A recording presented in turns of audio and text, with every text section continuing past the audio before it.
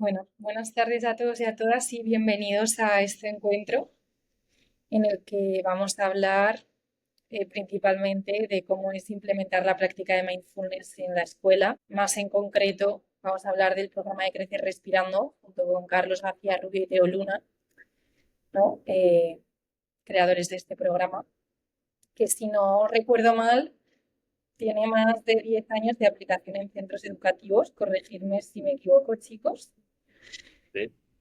Tanto de España y Latinoamérica. Bueno, pues ellos son los directores de este programa y hoy nos acompañan para compartir su experiencia y preguntar pues, algunas preguntas, obviamente, bueno, más bien responder algunas preguntas de cómo se aplica este programa en el aula, qué resultados da, qué retos y qué oportunidades plantea llevarlo a contextos educativos, ¿no? Tanto a docentes, centros, niños y familias. Así que bueno, invito a que aprovechéis este espacio para conocer el programa a fondo y resolver también un poco las dudas de la formación. Así que bueno, chicos, bienvenidos. Eh, No sé si quieres, si... bueno, nada, yo estoy súper feliz y Carlos entiendo que también, por supuesto, de estar compartiendo este espacio con vosotras, con vosotros y ver cómo podemos compartir nuestra experiencia de todos estos años con Mindfulness en Educación y con el programa Crecer Respirando desde nuestros inicios hasta ahora. Y estaremos encantados de contestar a Ana en sus preguntas y también contestar a cualquier pregunta que tengáis todas las personas que estáis conectadas. Haremos un espacio al final para esas preguntas más directas, pero pero bueno, en cualquier caso, en el momento que surjan podéis escribirlas y las tendremos ahí para contestaros. Espero que, que os resulte interesante todo lo que compartamos y bueno, que crezcamos un poco todos juntos en esta práctica que es mindfulness dentro del contexto. Ahora se escucha, ¿no? Sí, Vale, perfectamente. veo que ahí viene ese avión de fondo. Poco que aportar respecto a lo que ha dicho Teo, ¿no? En ese punto. Le comentaba a Teo un poco chistosamente, antes de comenzar. Le decía, Teo, cuenta tú cómo ha empezado todo esto, ¿no? Cómo empezó todo esto de crecer respirando, en qué espacio, de qué forma, con qué motivación. Y le decía, Teo, cuéntalo tú porque siempre lo cuentas tú. Digo, bueno, esta vez pues lo voy a contar yo ahora. Entonces, bueno, nada, es un placer estar aquí con vosotras y vosotros y con Ana, ¿no?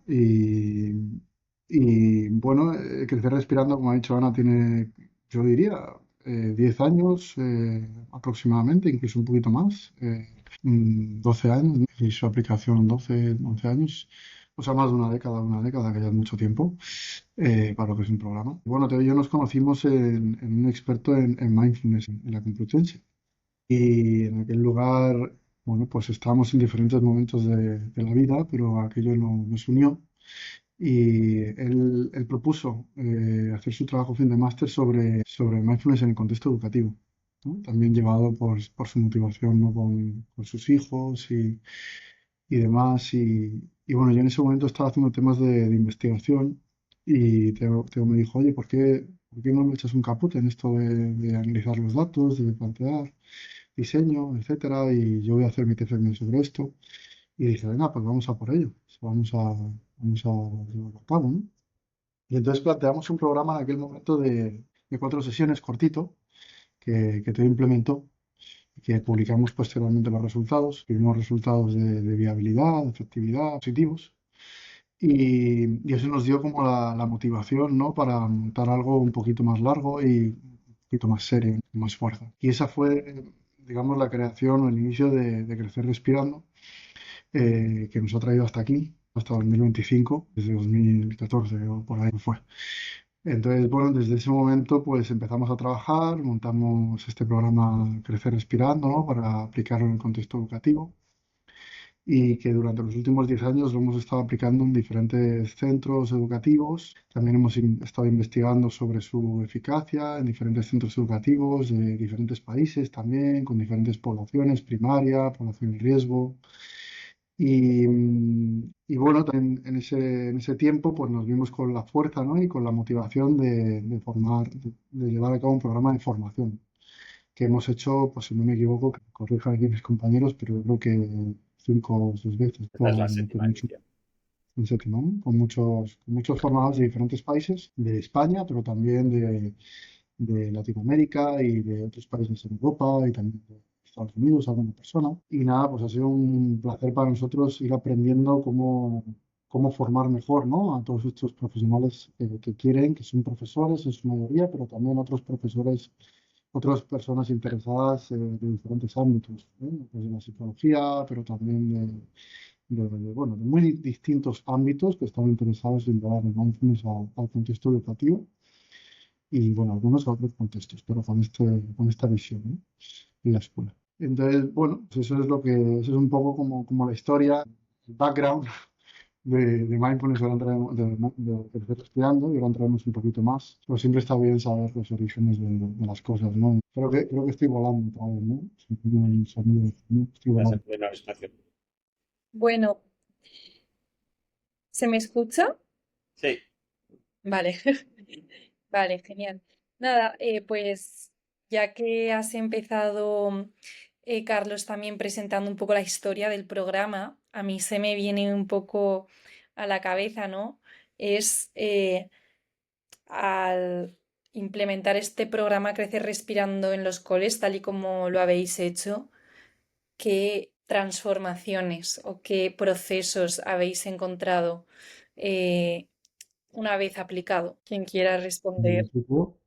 ¿Te refieres a un poquito a los beneficios de lo que hemos visto? O... Sí, efectivamente, como qué es lo que ha sucedido, ¿no? En esas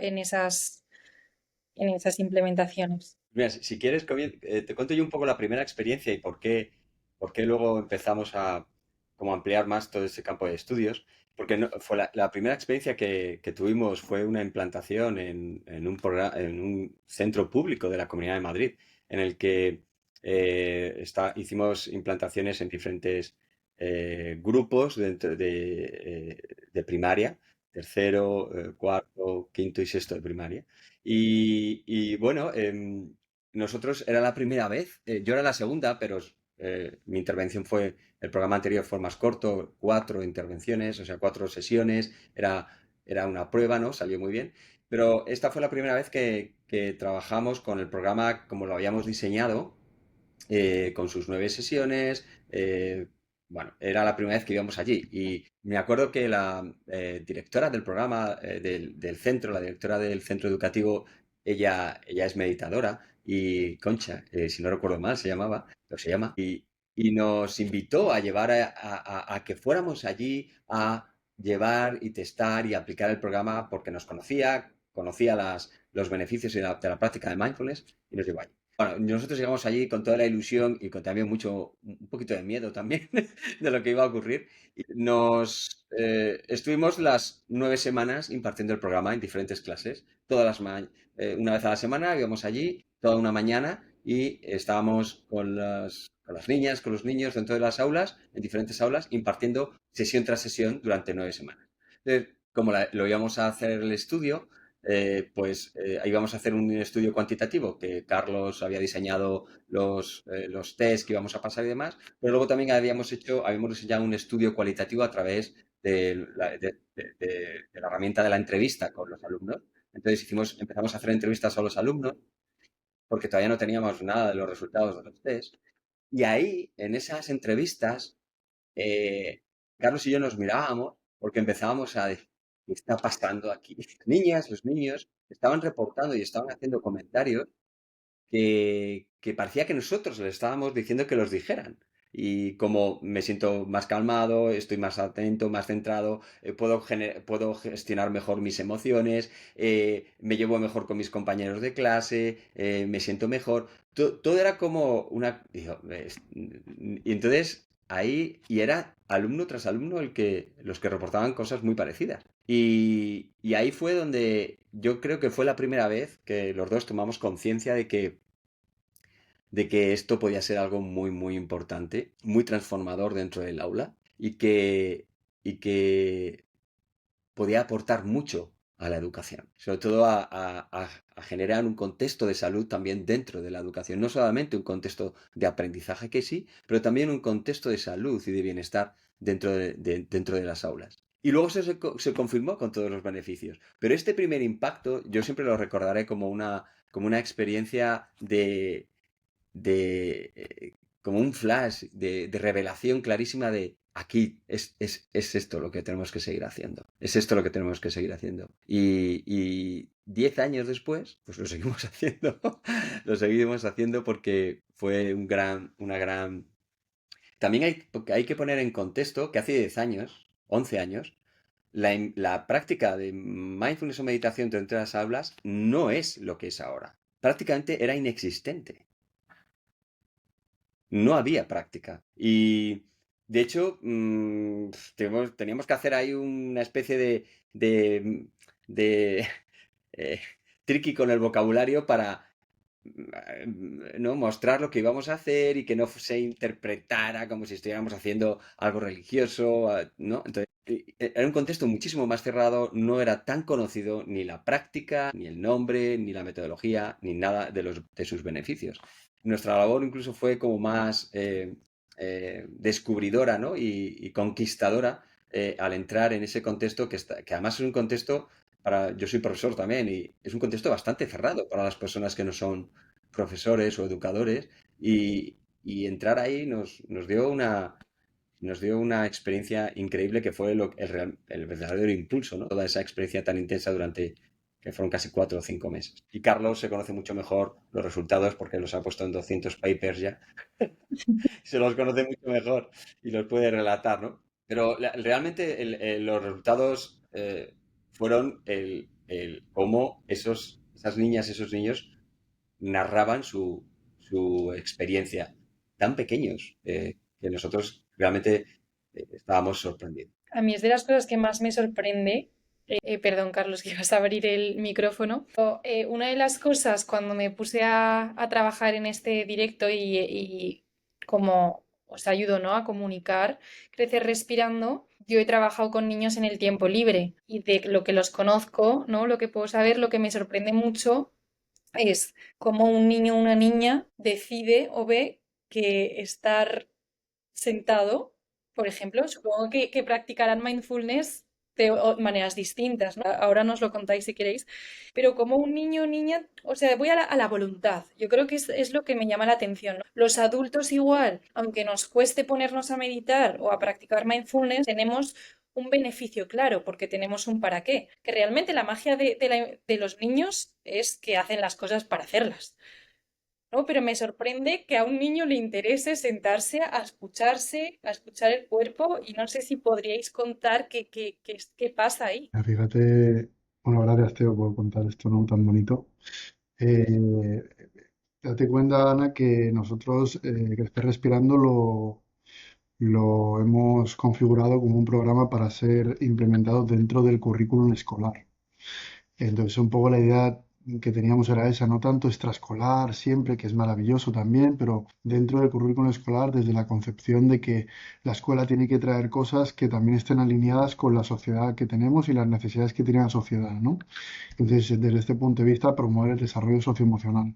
Entonces, cuando nosotros traemos esto, los niños tampoco tienen mucha opción. Es decir, tienen opción en el sentido de que, por supuesto, pueden no hacerlo, pero nosotros les planteamos algo dentro de un horario escolar como una clase más, por decirlo así, ellos lo entienden de esa manera. Date cuenta también que los programas de adultos que en 40 minutos meditando y tal, nosotros tenemos una pedagogía pues interactiva, participativa, que favorece el aprendizaje, ¿no? La relación entre los participantes, entre los niños, entre el profesor y el niño, que de alguna manera pues facilita, ¿no? la práctica y no tiene nada que ver con estar ahí sentado 40 minutos. Pues módulos que tienen que ver prácticas con atención, prácticas que tienen que ver con autorregulación, prácticas de amabilidad y algunos juegos, algunas prácticas de mindfulness de 5 o 10 minutos, de meditación, pero todo está muy adaptado, de forma que ellos puedan, pues, de alguna manera, motivarse, ¿no? Y de hecho es uno de los resultados del programa que hemos obtenido en estos miles de papers, ¿no? GCTO, que no son miles, ¿eh? Pero llevamos 10 años investigando, lo que hay pocos programas en el mundo que se hayan investigado 10 años con buenos resultados. Y uno de los resultados es la motivación. Hemos visto que los niños y las niñas reportan que mejoran en su motivación en el aula, tanto conductual como emocional, a la hora de participar. Y eso creemos que puede ser también por la metodología, ¿no? Por el uso que hacemos de la metodología, el darles mucha voz, el ser muy participativo, el que ellos puedan sentirse libres bueno, ¿qué pasa cuando subes la mano y hablas antes? ¿Qué ha pasado? ¿Qué impulso has tenido? Todo este tipo de dinámica que a lo mejor pues en otras asignaturas pues no se dan si no estamos trabajando tan directamente eso. Aquí estamos muy focalizados, ¿no? En qué pasa con la atención, con la autorregulación, qué pasa cuando subes la mano y hablas antes de tiempo y entonces, me he dado cuenta y tener autoconciencia de lo que me ha pasado.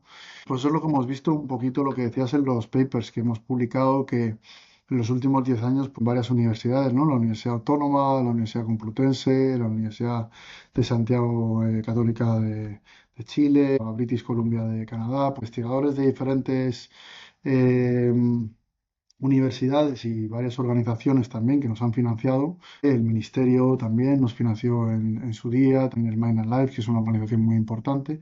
Nos dio financiación para hacer estos estudios y lo hemos publicado en las mejores revistas que hay en el mundo realmente de psicología escolar, psicología educativa, también las mejores revistas que hay de mindfulness, la Mindfulness Journal, con resultados, pues un poquito lo que ha dicho Teo de ese cualitativo, ¿no? Que decían los niños, pues lo tenemos también captado cuantitativamente, ¿no? Que hemos visto cambios en regulación emocional, en atención, en amabilidad, en disminución de problemas entre los niños, qué sé yo, motivación, como he dicho, en ansiedad, en bienestar. Y esto lo han reportado los niños, pero también lo han reportado los profesores. Los profesores también han reportado este tipo de beneficios, no solo han sido ellos. Y ahora recientemente, de hecho, tenemos un estudio que reporta que los propios padres señalan que los niños mejoran en autorregulación y en salud mental, ¿no? En un contexto de riesgo. O sea que parece que lo hemos rastreado desde diferentes perspectivas y tanto en cuestionarios como en correlatos de pruebas de atención, en correlatos cerebrales también hemos visto cambios en la autorregulación en el cerebro.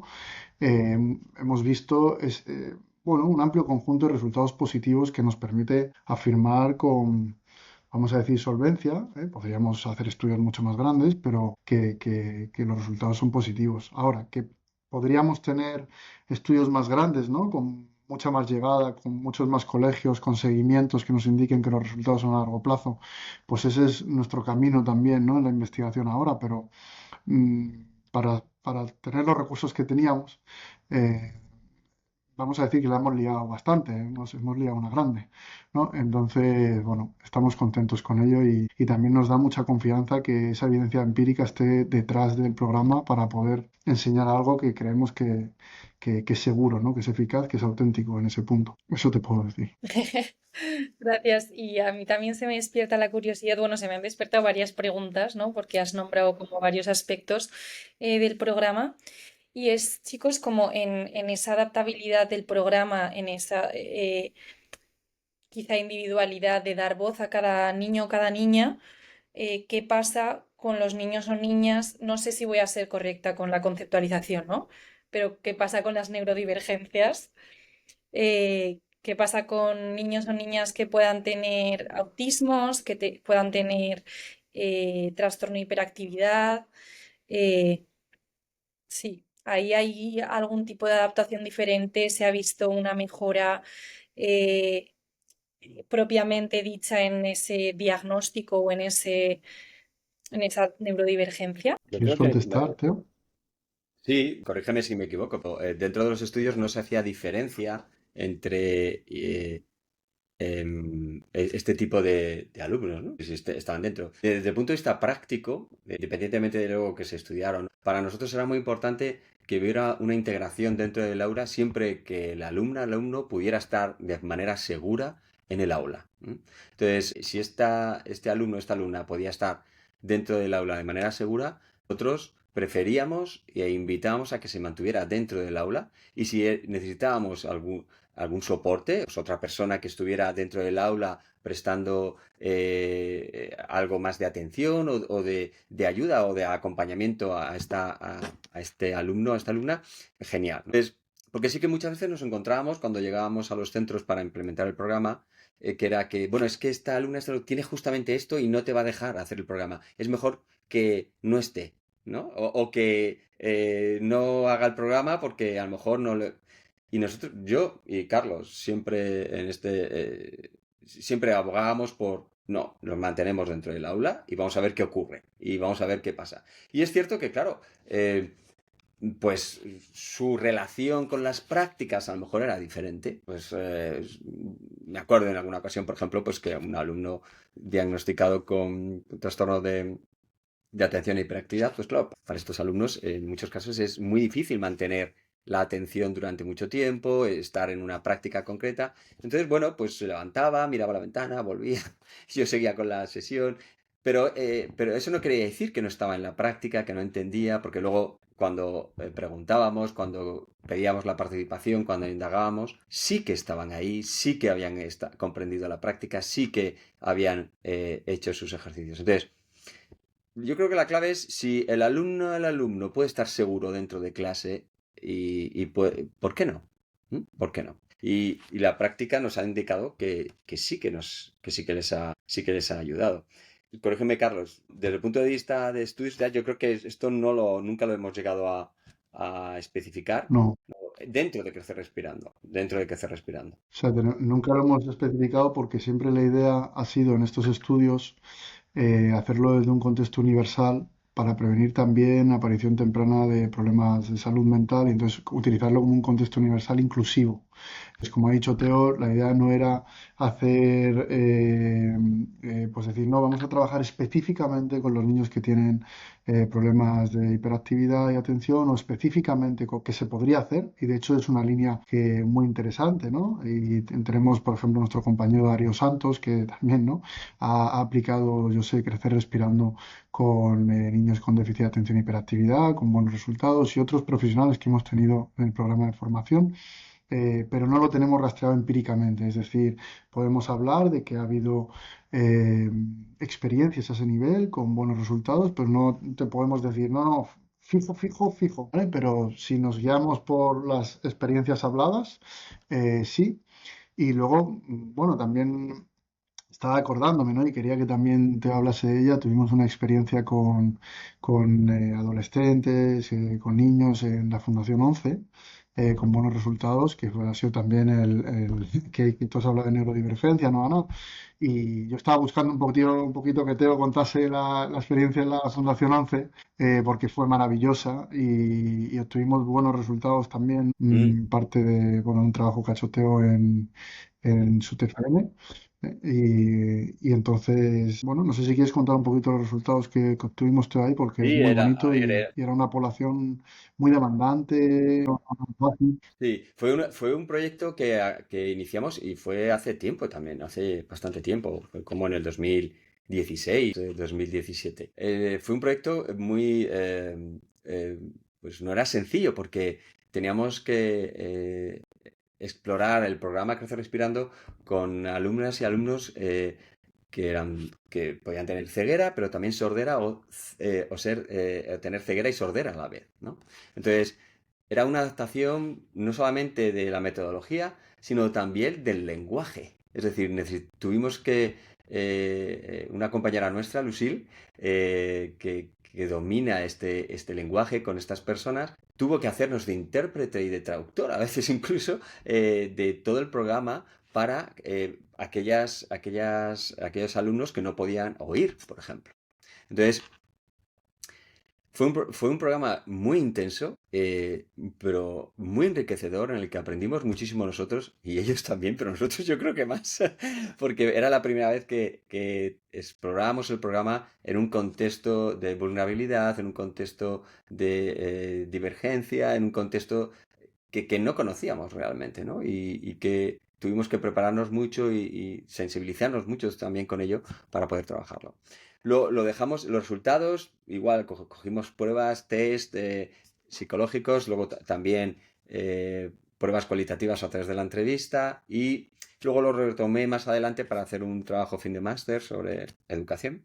Y, y los resultados fueron muy interesantes porque aparecía de nuevo parte de lo que ya había aparecido en los otros estudios, volvía a aparecer aquí, cuando era un contexto completamente diferente, la situación de partida de cada alumno era diferente y algunas situaciones bastante intensas, ¿no? A nivel de aprendizaje, a nivel de sociabilidad incluso dentro de las aulas. Y nos reportaron, por ejemplo, que mejoraban su autorregulación emocional y algo para lo que nos llamaron también de este centro y que estaban muy preocupados, que eran los problemas de conducta que tenían entre los propios alumnos y también con el profesorado que tenían en el centro. Y justamente esto mejoró muchísimo. Mejoró la compasión. Se disparó, por ejemplo, la compasión y la amabilidad entre iguales, por ejemplo.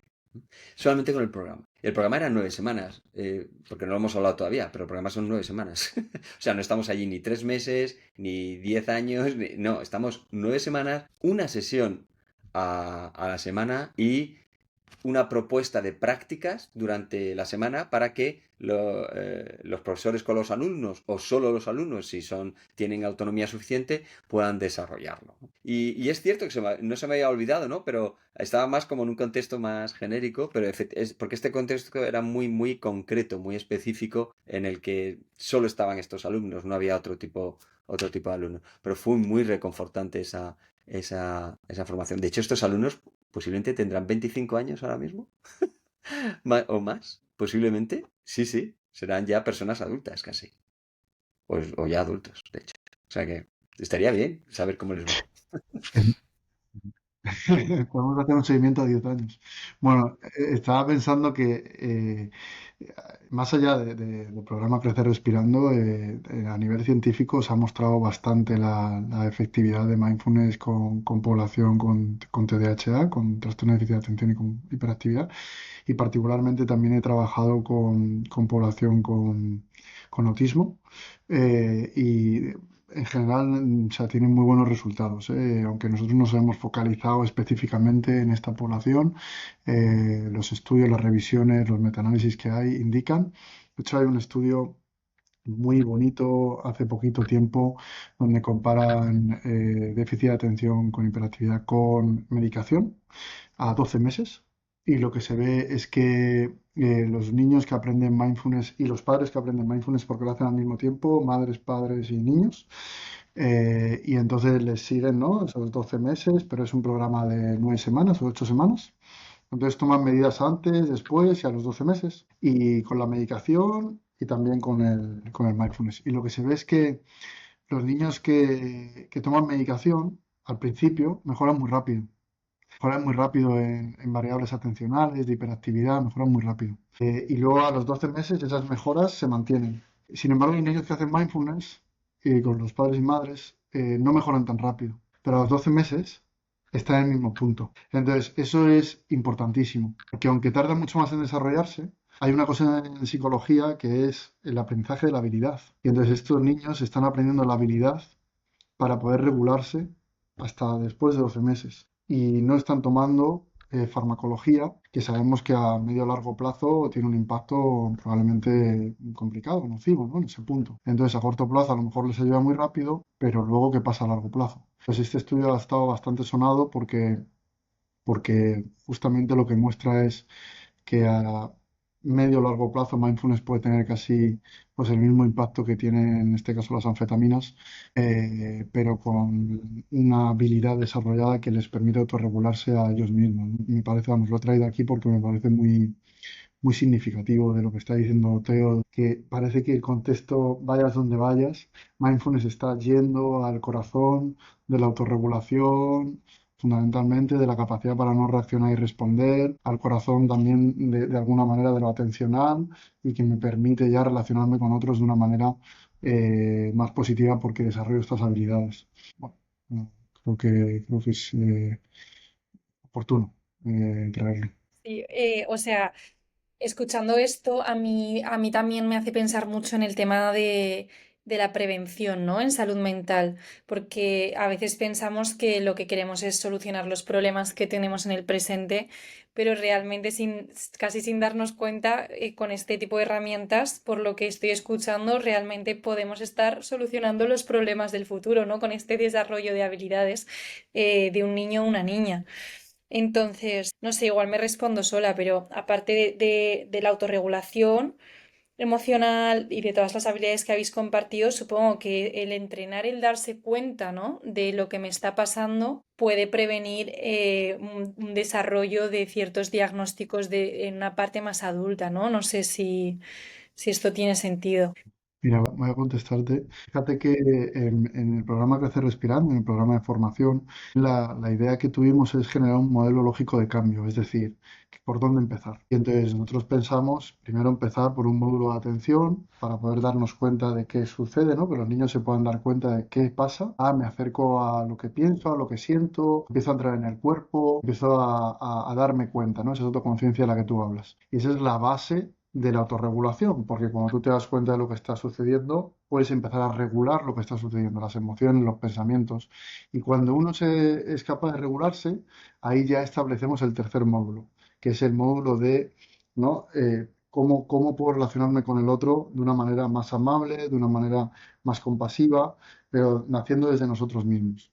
Entonces, en salud mental, la cuestión es no ir directo, vamos a decir, quiero disminuir la ansiedad o quiero disminuir la depresión, sino cuáles son los mecanismos que me permiten que eso disminuya. Entonces, como modelo de cambio, la idea era también pues enseñar estas habilidades basadas en mindfulness con estos módulos para que los niños pudiesen mejorar en esa salud mental, ¿no? En la depresión, la ansiedad, como he dicho, problemas de conducta, hemos hablado de hiperactividad. Y lo que hemos visto en uno de los estudios, por ejemplo, es que la mejora en las habilidades de mindfulness es lo que lleva a la mejora en la ansiedad, es decir, a la disminución de la ansiedad. La mejora en la regulación emocional es lo que lleva a la disminución en los problemas entre compañeros, a la mejora en la participación en el aula. Entonces, nosotros estamos atacando esos mecanismos con la práctica de mindfulness para mejorar la salud mental. Es un poco la idea que teníamos y que los datos han mostrado en estudios de mecanismos de acción. O sea que es un poco lo que te puedo decir en cuanto a la idea de la estructura del programa y lo que hemos visto en los estudios. Por supuesto, se hace cuenta como base, foundation, ¿no? Como dicen los americanos, como el inicio de lo que vamos a hacer. Vale. Y supongo que todo esto que estamos hablando, que tampoco lo hemos dicho aún, realmente es lo que enseñáis a los profes en el programa de Crecer Respirando en Iracara. No sé, me interesa también hablar un poco de esto y es, cómo es esa metodología con el profe. Los profesores practican, no practican, están incluidos dentro del programa. ¿Cómo funciona realmente esto? Si quieres contesto yo, Carlos. Creo que para nosotros, después de decidir que queríamos dar el salto a formar a otras personas que estaban interesadas en llevar la práctica al aula, para nosotros fue y es muy importante, porque al haberlo hecho nosotros dentro del aula, sabemos la importancia que tienen ciertos factores para que el programa sea efectivo. Y era muy importante que el programa de formación fuera sólido, fuera sólido. Es decir, que las personas que terminaran el programa de formación salieran con las herramientas suficientes y la seguridad suficiente para poder entrar en un aula, porque no es nada sencillo. Hay educadores que están todo el tiempo en el aula, pero están con una disposición y con una relación con el alumno completamente diferente a lo que se propone dentro del programa. Con lo cual significa también para los profesores o para los educadores cambiar su propio rol dentro del aula. Y para eso, la práctica de mindfulness, la práctica de meditación, forma la base del programa de formación. Y nosotros la cultivamos dentro de las sesiones, pero también invitamos al resto de personas a que la sigan cultivando en su propia práctica, es decir, una práctica autónoma. Y de hecho, dentro de las sesiones, la práctica de meditación es una parte importante del programa porque a diferencia de otras materias, otras áreas de conocimiento, la práctica de mindfulness y meditación es experiencial. Y esto quiere decir que para poder acompañarla, guiarla, has tenido que vivirla en primera persona. Porque esto es lo que marca la diferencia entre enseñar y transmitir o acompañar. Y en este caso es muy importante. Porque alguien no puede hablar de pensamientos si no ha explorado en qué son los pensamientos.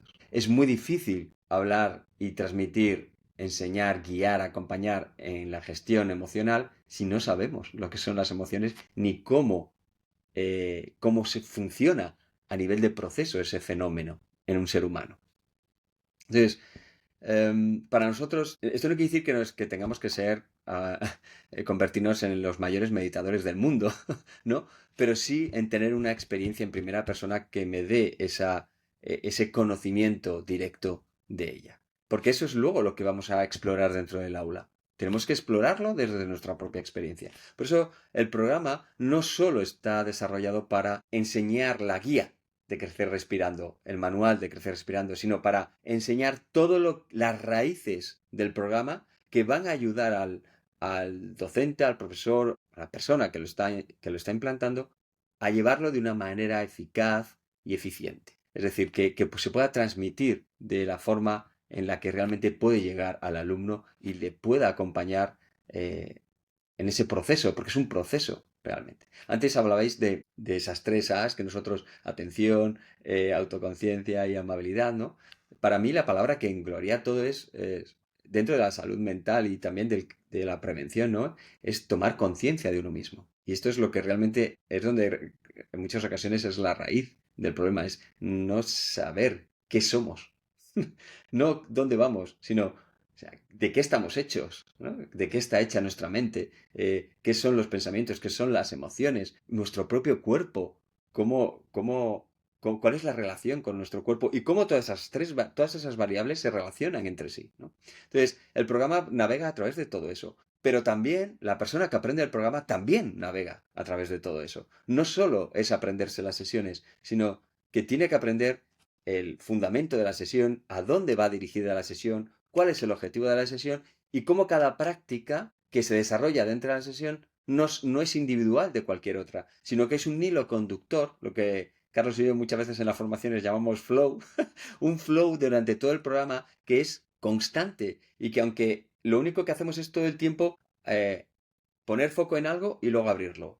Ponemos foco en algo y luego lo abrimos, pero todo el tiempo estamos hablando de lo mismo, porque es una experiencia, la experiencia del ser humano no puede ser aislada, es compleja, de hecho, ¿no? Siempre hay pensamientos, siempre hay emociones, siempre hay un cuerpo, siempre hay una mente que está en relación con lo que está ocurriendo.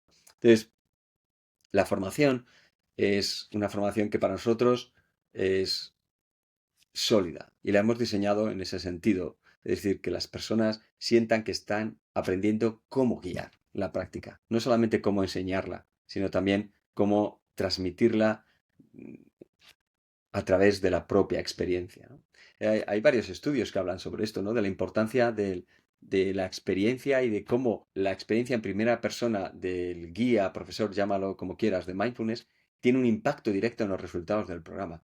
Que a veces es el programa, muchas veces es el programa es fundamental, pero igual o más de importante es quién lo está guiando y cómo lo está haciendo, es decir, la metodología. Por eso, por ejemplo, hay un módulo muy importante dentro del programa que es la metodología de mindfulness en educación, es decir, cómo hay que hacerlo. No solo el qué hay que hacer, sino cómo hay que hacerlo. Es muy importante. Entonces, todo el programa está diseñado para dotar a las personas que van a estar en el programa de herramientas que les permitan afrontar esos retos dentro del aula y que se sientan seguros, para poder llevarlos a cabo y cumplir su objetivo, ¿no? Porque al final todo el mundo, hasta ahora, en todas las ediciones que tenemos, todo el mundo que se ha apuntado al programa ha sido porque quiere llevar bienestar a las aulas. Quiere aportar algo al sistema educativo diferente a lo que se está haciendo ahora. Y para eso necesitan sentirse seguros de que lo que están haciendo va a funcionar. Y eso no quiere decir que funcione siempre y para todos y en el mismo momento, sino que simplemente hay un contexto seguro en el que ellas se van a mover y van a poder trabajar con todo eso, ¿no? Y bueno, todo el programa está diseñado en en ese sentido, con lo cual podríamos hacerlo en un fin de semana. A veces pensamos, dice, ¿por qué no lo hacemos en un fin de semana? Es más corto, la gente tendría más el programa, lo podríamos divulgar muchísimo más, ¿no? Pero claramente sería más complejo nosotros ver si las personas que se están formando tienen el conocimiento experiencial y las competencias necesarias para llevarlo a cabo. Entonces, bueno, por eso también si hay alguna persona que nos está escuchando y dices, joder, ¿y por qué lo hacen así? ¿Por qué lo hacen 6 sesiones? Es largo. Bueno, porque confiamos en el proceso, confiamos en la integración y en la solidez de ese proceso para que luego se pueda transmitir y se pueda guiar bien. De hecho, muchas personas, Carlos, ¿recuerdas? Nos dicen siempre, es que me habéis preparado no solamente para hacer crecer respirando, sino para cualquier programa de mindfulness.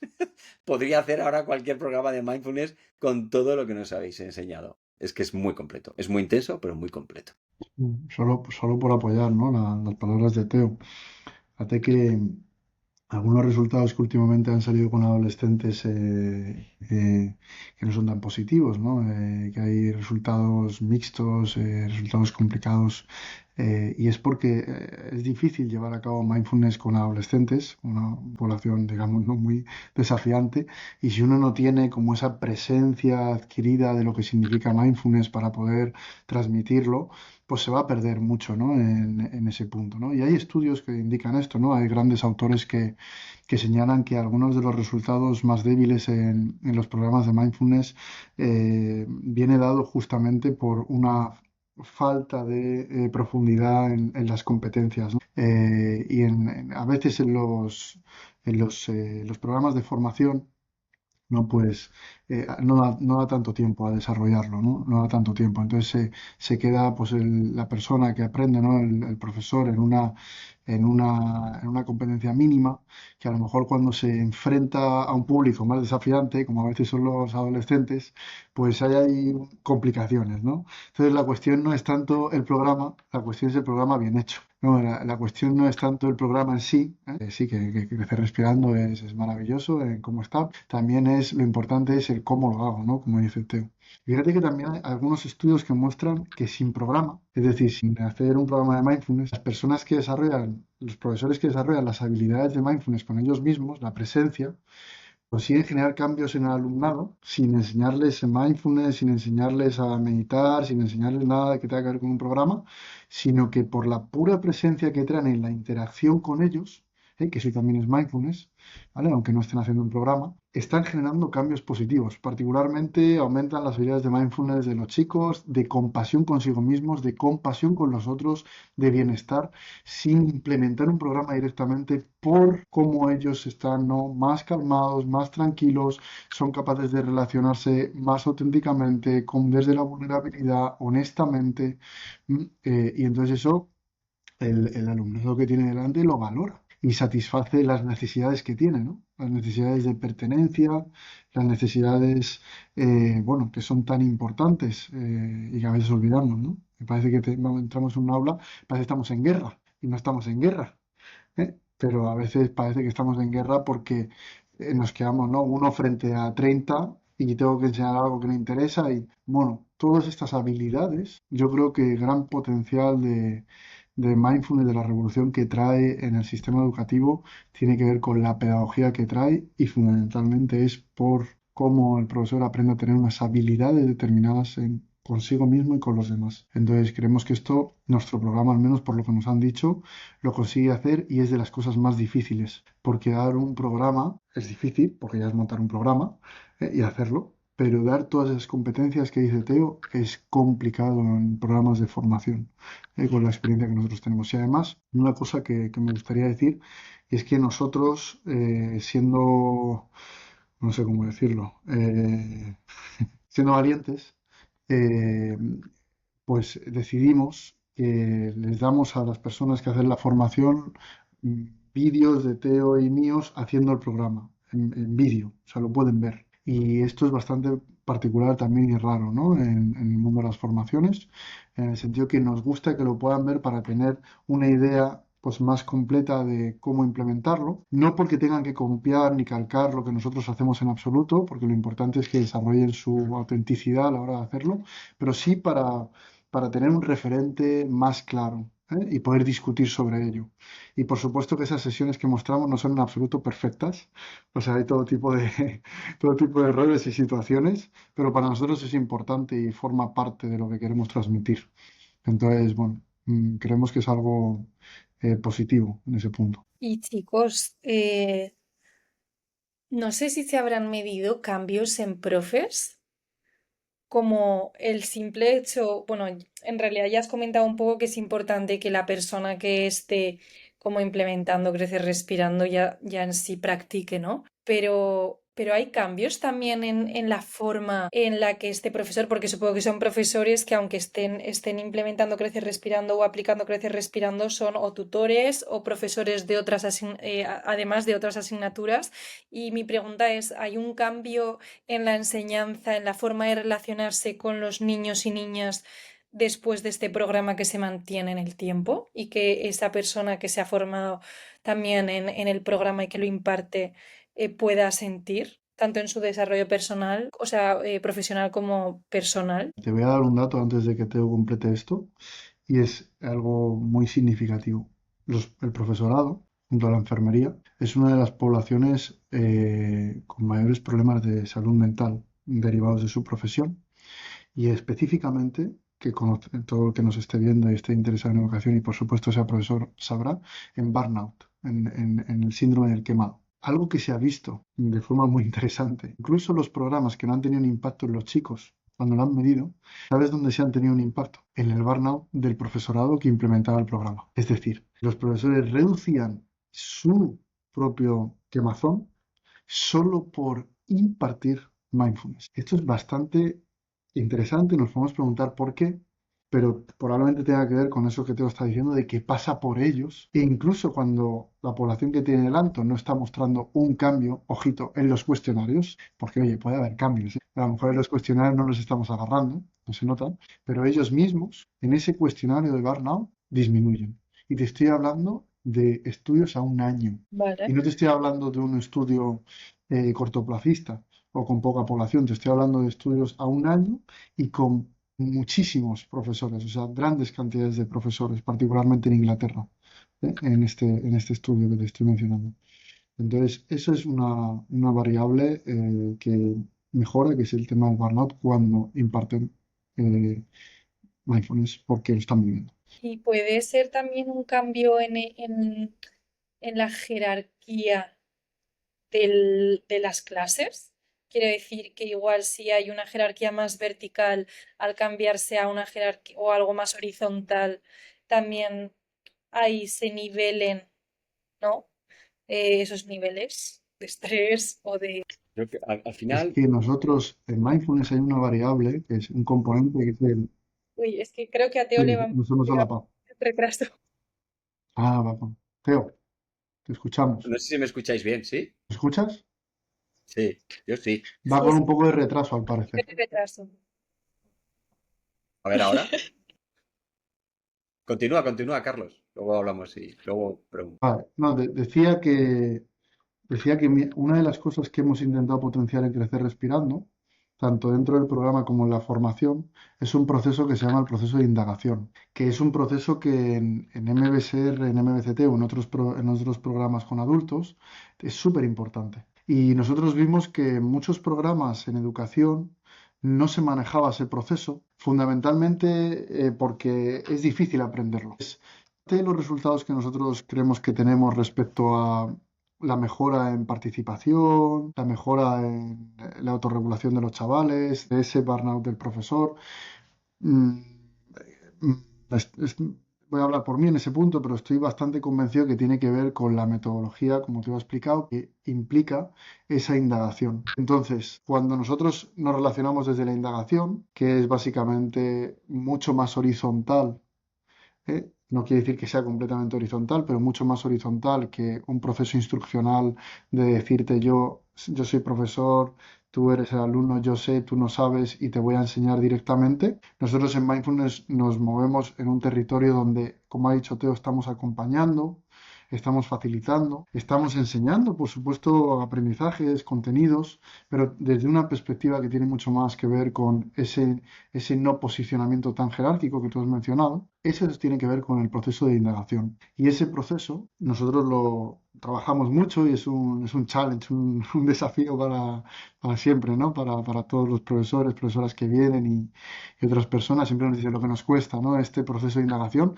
pero es algo súper relevante porque puede ser un mecanismo de acción muy claro en que funcionen los programas, ¿no? Entonces nosotros decimos no sacarlo, aunque a veces en educación nos hace mucho. ¿Por qué? ¿Por qué no lo vamos a tener en cuenta? Y entonces nos atrevemos al desafío de poder enseñarlo y de poder ir generando ese mindset, esa mentalidad basada en esta indagación. Entonces creemos que puede ser que ese proceso esté siendo una clave en la mejora, ¿no? de lo que está sucediendo. Creo que Teo ahí puede aportar mucho si no va con retraso. No sé si Teo nos escuchas ahora. ¿Voy con retraso o no? A ver, ¿ahora bien? Voy con retraso. Bueno, sí, casi mejor que no. Pero da igual, tú habla, porque aunque vayas con retraso, da igual. No, Vale, tú habla, porque aunque vayas con retraso, te escuchamos en retraso. No pasa nada. vale, vale. Yo creo que al final estamos hablando de relaciones entre personas. Y dentro del aula lo que se producen son relaciones entre personas. Cualquier variable que cambie en esa relación impacta a la otra parte. Entonces, si el profesor, la profesora, el educador, el psicólogo que está trabajando con un grupo de adolescentes, o la psicóloga, cambia la forma en la que se relaciona con ella misma, con él mismo y hacia los demás, automáticamente cambia el sistema, cambia la relación, cambia todo lo que está ocurriendo dentro del aula. Y eso es lo que ocurre con mindfulness en muchos casos. Lo que ocurre es que el profesor, el educador, la educadora cambia la forma de estar en el aula, la forma de hablar, la forma de relacionarse con sus alumnos. Y esto no quiere decir que sean más permisivos o que sean, de repente, están todo el día meditando, es que no tienen nada que ver. Es que simplemente cambia el entorno de aprendizaje. El entorno de aprendizaje se vuelve menos enjuiciador, se vuelve más seguro, se vuelve más amable, y eso, indudablemente, y así lo dicen sus estudios, pero tampoco hay que ir a ningún estudio para saberlo, una persona que se siente bien en el contexto donde está, aprende más, aprende más rápido y con más seguridad. Es cierto que cuando un profesor aprende el programa Crecer Respirando o intenta llevar esas habilidades de mindfulness dentro del aula, eh, lo que está haciendo es experimentando una nueva forma de relación también. Y está experimentando una relación con su clase, con el alumnado, desde una perspectiva mucho más conectada. ¿Y van a surgir problemas? Por supuesto. ¿Van a surgir desafíos? Por supuesto. Pero desde dónde respondemos ante esos desafíos es la gran diferencia. Es la gran diferencia.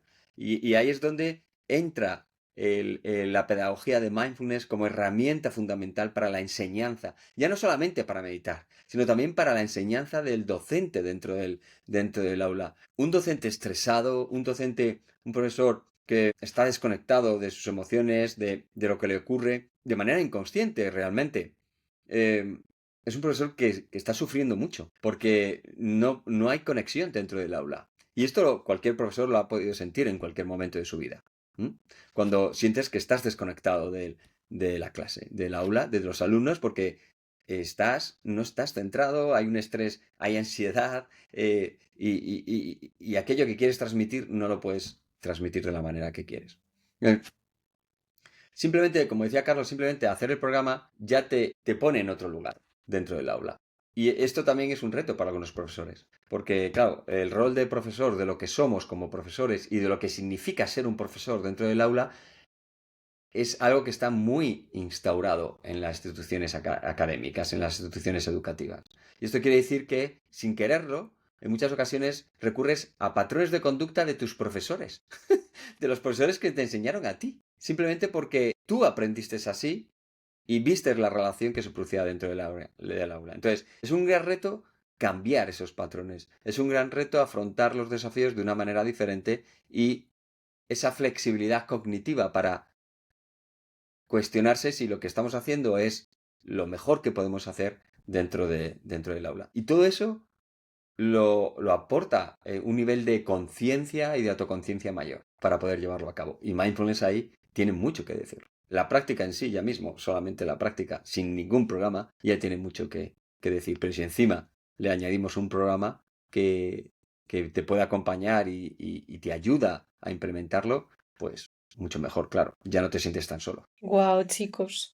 La verdad es que no se me paran de ocurrir preguntas, pero ya hemos pasado la hora y si no, yo creo que nos vamos a pegar aquí hasta mañana y No creo. supongo que queréis dormir, pero no sé. No sé, es que es un temazo, la verdad, hablar de esto. Eh, bueno, quería decir si, bueno, ya dejo para el chat a ver si alguien tiene alguna preguntita que nos quiere poner y ya en 10 minutitos las podemos responder, si os parece. Y mientras tanto, preguntaros si queréis aportar algo más, ya sea respecto a algo más metodológico, técnico de la formación o alguna reflexión que os nazca compartir ahora para ir cerrando. Me gustaría decir que en base a las experiencias que hemos tenido con otras formaciones, algo muy importante ha sido el grupo. O sea, en el sentido de que el hecho de poder ir aprendiendo progresivamente con un grupo, las personas siempre nos han dicho como que ha sido un valor muy fuerte, ¿no? Porque hay gente que está interesada y se encuentran todos allí. Y entonces se sienten como pues muy comprendidos, no muy entendidos, eso que llamamos humanidad compartida, y se sienten también en un proceso de aprendizaje pues sin juicio, donde vamos a poder, ¿no? Donde se puede aprender, donde se puede errar, donde se puede compartir, comentar, ser vulnerable, es decir, todo lo que nos hemos encontrado y que a veces no tenemos los espacios para poder aprender de esa manera. Entonces, lo que tratamos de generar en el programa de formación es un espacio donde las personas puedan aprender desde la vulnerabilidad y desde ahí van a encontrar, ¿no? Una red de apoyo que les permita pues ir mejorando en las competencias, ¿no? De cómo desarrollar el programa, pero también cualquier tipo de programa que tenga que ver con, con mindfulness, ¿no? Sí, entonces, un poquito eso, como ponerlo en valor, porque es algo que siempre se menciona en las últimas sesiones, que la gente lo pone como en mucho valor y de hecho luego quedan, ¿no? La gente en el grupo y siguen entre ellos hablando y comunicándose, etcétera. Entonces me parece que eso, bueno, pues es relevante. A mí, bueno, a mí me resuena ahora como reflexión también, es que a veces pensamos que un profesor en el aula con 30 alumnos o menos, o los que sean, da igual, eh, bueno, se puede preguntar, ¿y qué más da? ¿No? Que si realmente, bueno, solo soy yo. Y si solo, tampoco voy a cambiar mucho, ¿no? Tampoco va a cambiar mucho que yo lo haga de una manera u otra, o que yo me sienta mejor dentro del aula o no. Bueno, yo creo que puede cambiar todo, puede cambiar todo. Cada alumno es una persona que va a vivir en un futuro, que va a tomar decisiones, que va a gobernar, que va a crear empresas, que va a crear negocios, que va a relacionarse con otras personas. Y la educación en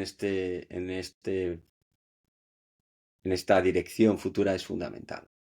Entonces, cada relación con cada alumno es importante. Y si alguna persona que nos está escuchando, nos está viendo, necesita cambiar esa relación, necesita hacer de su trabajo, de su esfuerzo y de su dedicación algo que le vuelva a conectar, algo que le vuelva a hacer sentir, vibrar y hacer que sentir que lo que está realmente haciendo importa, porque la desmotivación en el profesorado es altísima, es altísima.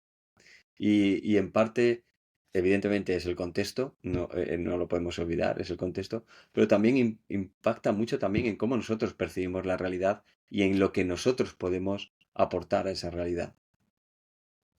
Y tomar conciencia de lo importante que eres para tantas personas cuando estás dentro de un aula, creo que lo cambia todo, pero no somos conscientes de ello. O sea que si alguien duda de la importancia que tiene dentro del aula, que le animo a que se pare un momento, que reflexione y cómo su modelo, cómo su forma, cómo lo que habla, lo que dice, cómo lo dice, tiene un impacto brutal en las personas que tiene en las personas, en sus alumnos. Y esos alumnos van a ser personas que van a crecer y que van a desarrollar una edad adulta con funciones, responsabilidades y cargos. Y cómo todo eso puede impactar en toda la sociedad. Hacerlo de una forma u otra.